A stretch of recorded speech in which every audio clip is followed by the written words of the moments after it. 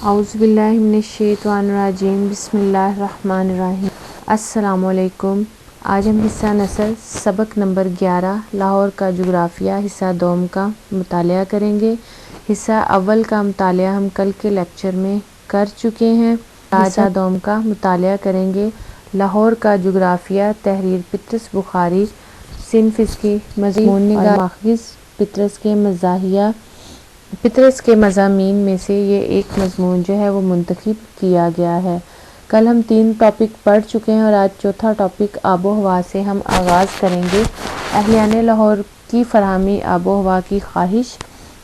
کہ اہلیان لاہور کو جو ہے وہ آب و ہوا کی خواہش ہے کہ ان کے جو ہے شہر میں آب و ہوا کی قلت ہے اور ان کو آب و ہوا کی قلت کے باعث جو ہے وہ سامنا نقصان کا کرنا پڑ رہا ہے، جس میں عوام کی بیداری کا دور،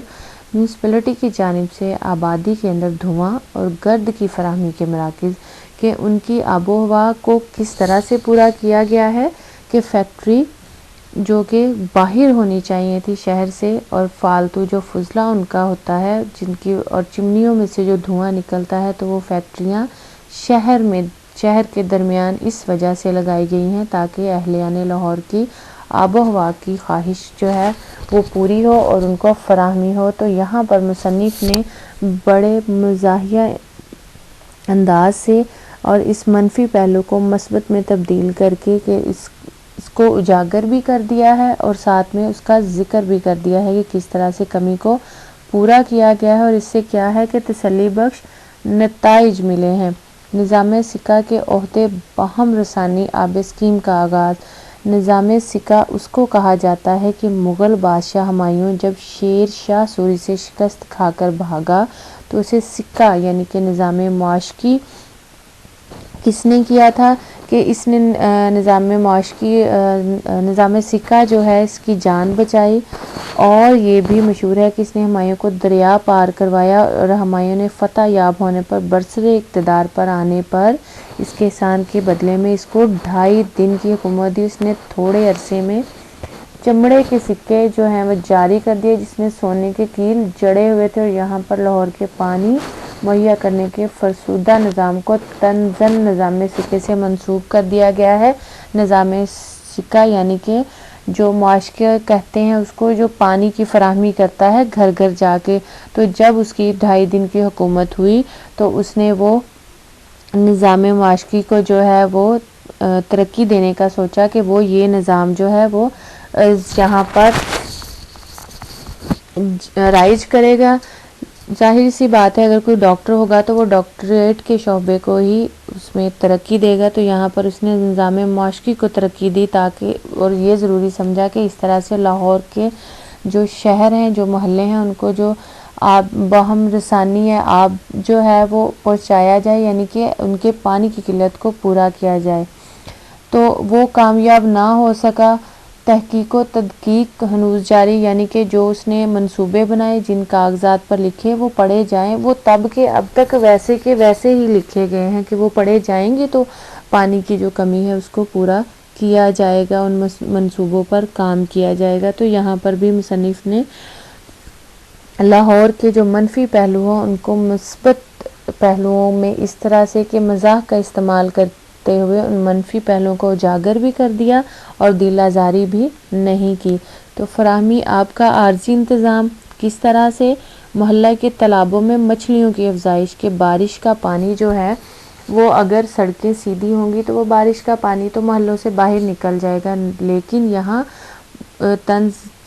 مزاح اور طنز کا استعمال کرتے مصنف کہہ رہے ہیں کہ محلے کے تالابوں میں مچھلیوں کی افزائش کی ظاہر ہے جب بارش کا پانی کھڑا رہے گا تو محلے کے تالابوں میں مچھلیوں کی افزائش ہوگی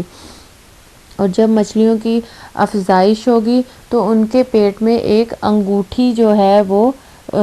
ہوگی اور وہ انگوٹھی جو ہے وہ ایک دہندگان جو ہے محلے کا وہ پہن کر آئے گا اور اس سے کیا ہے کہ بڑے طنز یا انداز میں یہ مصنف نے کہا کہ جس نے وہ انگوٹھی پہنی ہوگی تو پتہ چل جائے گا کہ وہ کس محلے سے تعلق رکھتا ہے، یعنی کہ اس کو شناختی کارڈ کی ضرورت نہیں پڑے گی، تو ووٹر کی شناخت میں بھی اس طرح سے آسانی ہو جائے گی۔ مسودات سے نل کی فراہمی ثابت۔ اور کروڑوں کے اخراجات سے نلوں کی تنصیب، لوگوں کے اطمینان کے لیے کروڑوں روپے کا اخراجات کیے گئے ہیں اور نل جو ہیں وہاں پر تنصیب کیے گئے، منصوب کیے گئے، لگائے گئے ہیں تاکہ لوگوں کو اطمینان رہے، لیکن اس میں سے پانی جو ہے وہ نہیں آ رہا۔ تو فی الحال ان میں ہائیڈروجن اور آکسیجن یعنی کہ ان دونوں کی ہوا ہی بھری ہے، اور ماہر کی رائے ہے کہ ایک نہ ایک دن یہ گیسیں خود پانی بن کر جو ہے وہ نل سے آ جائیں گی، اور ابھی چند روزانہ قطرے ٹپکتے ہیں۔ اہل شہر کو ہدایت کی ہے کہ اپنے گھڑوں کو نلوں کے نیچے رکھیں تاکہ جب یہ آکسیجن اور ہائیڈروجن جو ہے وہ بن پانی کی صورت میں تو وہ ان کے گھڑے جو ہیں وہ بھر جائیں گے۔ اس کے علاوہ شیر شاہ سوری کے جی ٹی روڈ کا سارے قدیمہ میں شمار کہ شیر شاہ سوری نے جو وہ جی ٹی روڈ بنایا تھا اس کے بارے میں یہاں پر ذکر گیا۔ یہ بھی ایک افغانی بادشاہ تھا، یہ 4 سال تک رہا۔ اس نے قلیل عرصے میں بہت سے رفاہی کام کیے تھے۔ اس نے پشاور سے کلکتہ تک ایک کشادہ اور کھلی سڑک بنوائی تھی جس کو عرف عام میں جرنیلی سڑک کہا جاتا تھا۔ اس سڑک پر 18 سرائیں تھیں اور یہ سرائیں جو تھے ان کے ساتھ مسجد تھی۔ سڑک کے کناروں پر درخت اگائے گئے تھے۔ اس نے جو ہے محصولات کا بھی عمدہ نظام تعارف کروایا۔ تو اس نے جو جی ٹی روڈ کی سڑک بنائی تھی اب وہ آثار قدیمہ میں شمار کی جاتی ہے۔ کس طرح سے آثار قدیمہ یعنی کہ اینٹیکس، تو ہم اپنے بزرگوں کی نشانیوں کو جس طرح سے اس میں تبدیل نہیں کرتے، رد و بدل اس میں نامناسب، اسی طرح سے ہم اس جی ٹی روڈ کا جو ہے وہ استعمال نہیں کرتے تاکہ اس کو ٹھیک نہیں کرتے تاکہ وہ اسی طرح سے رہے، آثار قدیمہ میں اس کا شمار رہے، اور اس میں رد و بدل جو ہے وہ بالکل نامناسب ہے تاکہ وہ ہمارے بزرگوں کی نشانیاں رہیں۔ تو یہ بھی بات جو ہے ان کے لیے باعث مسرت کا جو باعث ہے۔ یہاں سے پھر آگے ہم جو ہے ذکر کریں گے ذرائع آمد و رفت کا،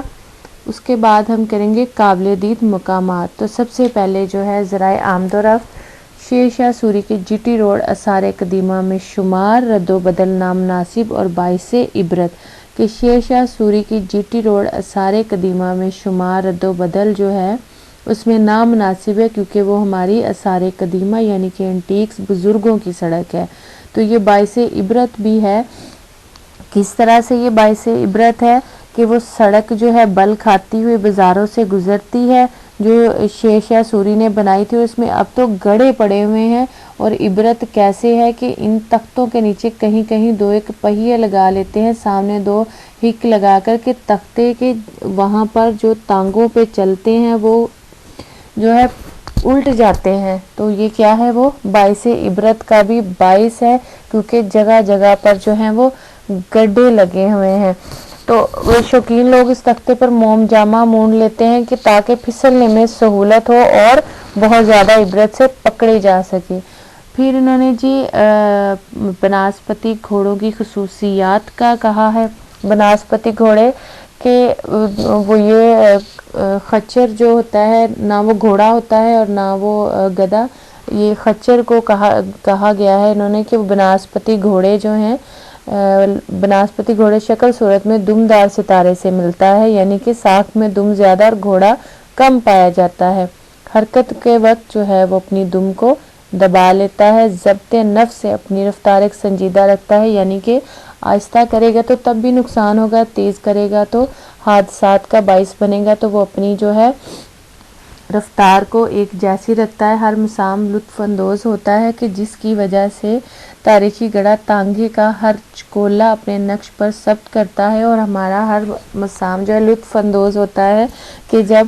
گھڑوں میں یہ جمپ لگتا ہے تو ہر جو ہے وہ مسام لطف اندوز ہوتا ہے۔ تو یہاں بھی ذرائع آمد و رفت اور جی ٹی روڈ کا اور اس کا آثار قدیمہ کا جو ہے اور بناسپتی گھوڑوں کی خصوصیات اور ٹانگوں کا ذکر کرتے ہوئے مصنف نے طنز و مزاح کا سہارا لیتے ہوئے یہاں بھی جو ہے وہاں کی لاہور کی جو ہے وہ اجاگر کیے ہیں، منفی جو ہے پہلو ان کو اجاگر کیا ہے۔ پھر ہے قابل دید مقامات، ہر عمارت کی دوہری دیواریں۔ ہر عمارت کی دوہری دیواریں کیسے ہے کہ ہر عمارت پر جو ہے بیرونی دیواریں دوہری بنائی جاتی ہیں۔ پہلی تو اینٹوں اور چونوں سے کھڑی ہیں، پھر ان پر اشتہاروں کا جو ہے وہ پلستر کیا جاتا ہے کہ ایک اشتہار لگتا ہے، پھر اس پر وہ اسی تیز رفتاری سے دوسرا، پھر چوتھا، پھر پانچواں، تو ایک کیا ہے وہ دوہری دیوار کا باعث بنتی ہے کہ اس پر ایک دوہری دیوار ہے۔ تو وہاں پر اشتہاروں کی بہتات ہے کہ اشتہار پہ اشتہار، اشتہار پہ اشتہار جو ہے وہ چپکا دیے جاتے ہیں، اور ان اشتہاروں میں سستے بھی ہیں، مہنگے بھی ہیں، کہ ہر طبقے کے لوگ، اشتہاروں کے مخاطب طبقات کے ہر طبقے کے لیے، کہ یہ پڑھے لکھے کے لیے ان کے تعلیم کے مطابق اشتہار کے تعلیم کو وہاں پر فروغ دیا جاتا ہے کہ فلاں جو ہے مقام پر جو ہے وہ تعلیم کا اس طرح سے انتظام ہے، اور کچھ جو ہے وہ لاہور کو مزدہ یا اچھا اور سستا ہے۔ اس کے بعد ان اشتہاروں کی باری آتی ہے جن کے مخاطب اہل علم و سخن فہم لوگ ہوتے ہیں، مثلاً گریجویٹ درزی ہاؤس یا اسٹوڈنٹ کے لیے نادر موقع، یا کہتے ہیں کہ ہم خلق کو خدائے بانا کیا، رفتہ رفتہ گھر کی چار دیواری مکمل ڈائریکٹری کی صورت اختیار کر لیتی، یعنی کہ اشتہار اس قدر لگائے جاتے ہیں کہ ایک تو مکان کو پہچاننے میں دشواری، اور اس قدر اشتہاروں کی بہتات ہے کہ گھر کی دیوار جو ہے ایک ڈائریکٹری کی صورت ملتی ہے کہ اس میں ہر طرح کی معلومات مل سکے۔ ڈائریکٹری اس کو کہتے ہیں جس میں تمام معلومات پائی جاتی ہیں۔ تو پھر انہوں نے ذکر کیا ہے جی پختہ سیاہی کے اشتہارات کے فوائد، کہ اب پختہ سیاہی کے اشتہارات کے لگا دیے گئے ہیں کہ جس کے اوپر ابھی کوئی اور اشتہار جو نہیں لگتا، اور وہ پہچان بن گئے ہیں، مطلوبہ مقامات کی پہچان میں آسانی اس میں پیدا ہو گئی ہے۔ تو وہ کس طرح سے ہو گئی ہے کہ اب پتہ چل جاتا ہے کہ فلاں جو ہے کس طرح سے، کہ تازہ سستے جوتوں کا مزدہ سنا، یعنی چنانچہ اب وثوق سے کہا جاتا ہے کہ بہر جلی محمد علی دندان ساز لکھا ہوا ہے، وہ اخبار انقلاب کا دفتر ہے، کہ اخبار انقلاب کے دفتر کے باہر جو اشتہار پختہ سیاہی والا، وہ بورڈ کی صورت میں جس کو سیاہی کے ساتھ لکھا جاتا ہے، تو وہ محمد علی دندان ساز کا جو لگا ہوا ہے اشتہار، تو وہاں پر اخبار انقلاب کا دفتر ہے، خالص گھی مٹھائی امتیاز علی دکان ہے، کرشنا بیوٹی پارلر کریم، اور اگر شالیمار باغ جانا ہو تو وہاں پر کرشنا بیوٹی کریم کا جو ہے وہ اشتہار وہ بورڈ کی صورت میں جو اونچا کر کے چسپاں کیا جاتا ہے، تو وہ نشانی ہے۔ تو اس میں اس طرح سے جو مقامات کی پہچان ہے اس میں آسان پائی جاتی ہے۔ یہاں تک آپ کو امید کرتی ہوں بہت اچھے سے سمجھ آ گئی ہوگی۔ انشاءاللہ ہم اپنے لیکچر نمبر 3 یعنی کہ حصہ سوم کا آغاز کل کریں گے۔ یہاں تک اتنا ہی۔ اللہ حافظ، اپنا خیال رکھیے گا، دعا میں یاد رکھیے گا۔ خدا حافظ۔